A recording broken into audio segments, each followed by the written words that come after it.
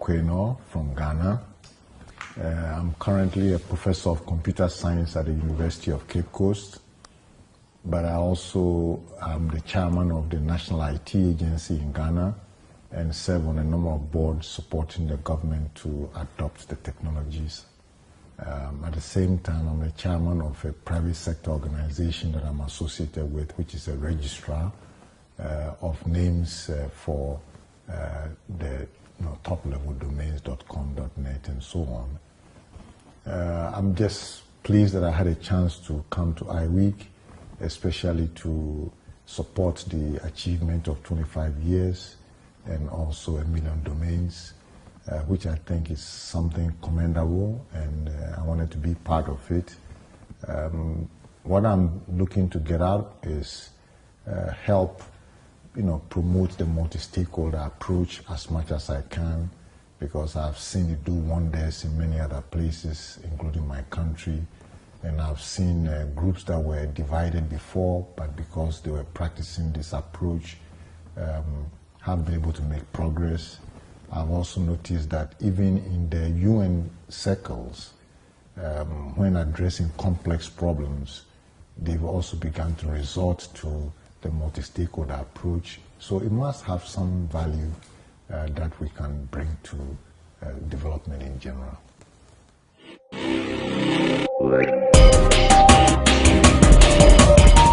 A number of highlights. Establishing the computer science department at University of Cape Coast was an important step. And this was as far back as 1979.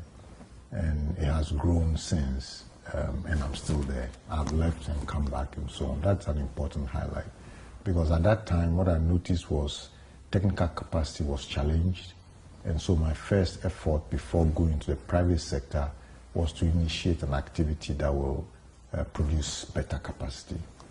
That was an important one.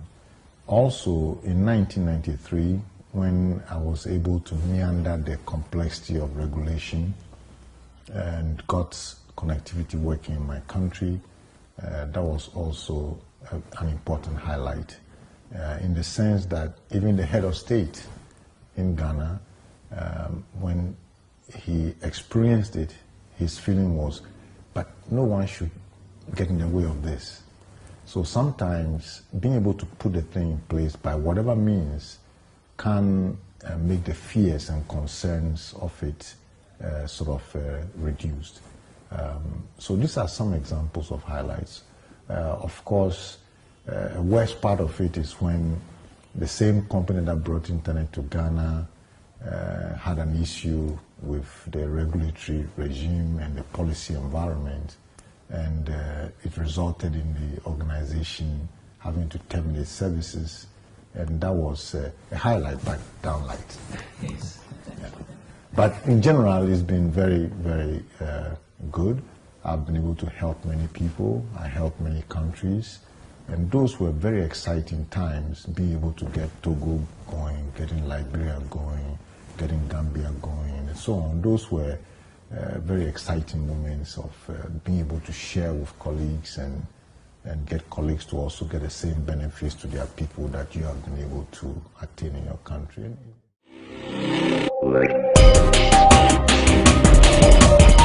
South Africa, as I tried to mention earlier in our discussion, I felt always had an outward look, in the sense that right from the very beginning of internet, I knew that some of the leaders here were helping people in Ghana, for example, also advance. So it led to a situation where collaboration became a very useful and effective tool. And by 1995, we had been delegated a GH domain space, meaning that's what they were working on. I was addressing access. But in the process of the collaboration, we were able to then also operate the GH. So that's an example.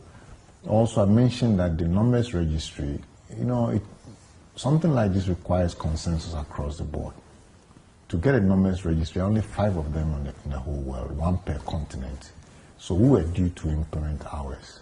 Now, the state of our development was not, of course, at par with the rest of the world.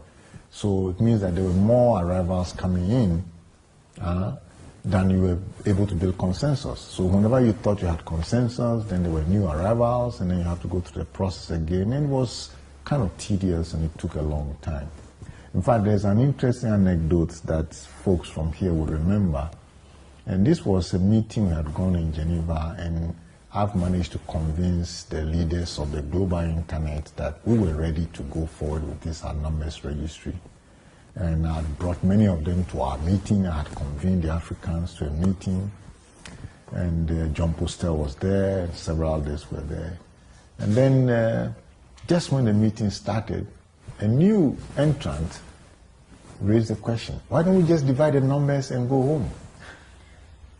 Now, but that alone set us back several years, because we now had to rebuild consensus about why you don't want to share the numbers that way, and that you want it to remain together for the whole continent. So trying to build a community sometimes means you have to have patience to go through these things, and it heals themselves. Of course, in the end, we got a lot of support from South Africa.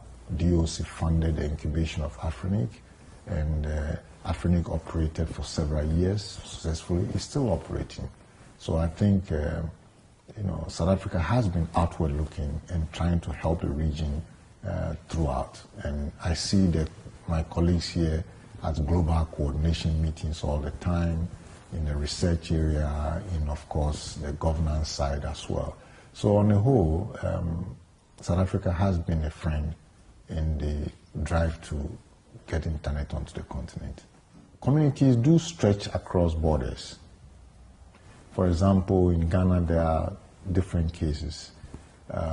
We have a particular ethnic group that goes across from Ghana to Togo.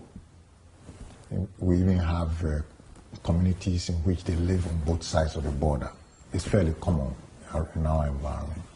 The same with Ivory Coast. We do have the same with the north. We have border issues with Burkina. And the internet is such that it's very open. Everybody is able to play. Everybody is able to add to it.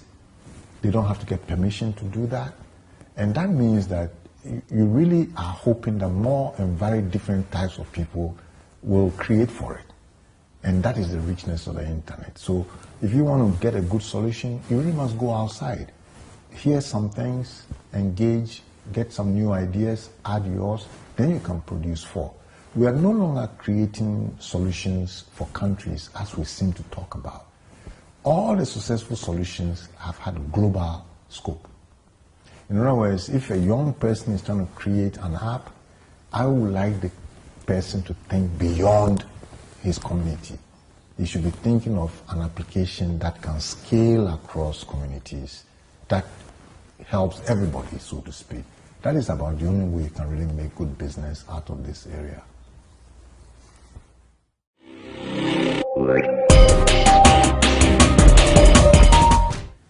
Okay, I mean, the issue of fragmentation of the internet is important. We would like to do everything possible to have a single internet. Okay.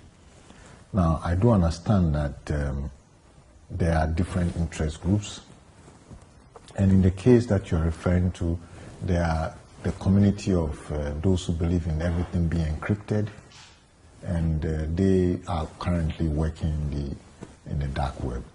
Of course, that also means that some dark things do occur there, meaning that the predominant parties in there are also involved in other kinds of malpractices and things which are not necessarily to be encouraged, be it it's criminal type of activities, meaning they tend to go there more so. But the real concern is, what do we do to make it such that no large economy opts out of the internet? Okay. Now, as to those who are dealing with encrypted environment and those in the public environment, I believe it's only a matter of time. All of us will begin to move to the encrypted environment. In other words, there will be no such thing as dark or lit, because eventually we will all accept that end-to-end encryption is a realistic thing to have, and therefore that service that is being offered today by the dark web may not be as relevant once we migrate our protocols and things in that direction. So the real threat is a large economy wanting to opt out and create its own, and that's the sort of thing that we do not want to encourage. And it can come from a number of ways. There are interests in some countries, there are interests in some countries to, make happen data localization. And if it is followed to the letter, what it means is that the data must be in a fixed location. And this is for a technology that is not meant for that. And so the countries that practice that may end up disenfranchising their own people because they are not able to become global, and therefore the economies of scale that is required for success will be affected.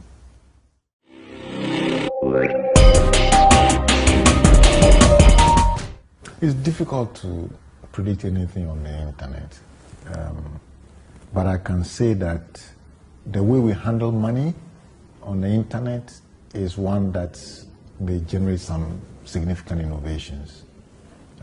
In this case, we must pay attention to the Bitcoin technologies and their currencies, as well as their applications in building trust on the internet is something that we should expect and is the next major wave of application of the internet that I would tend to point to.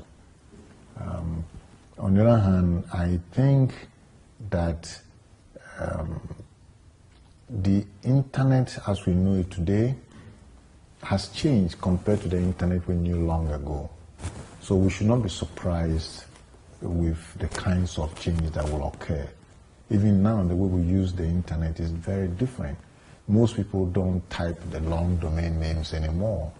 They use a search engine and then they go on from there, which is not what we had sort of been practicing just a few years earlier.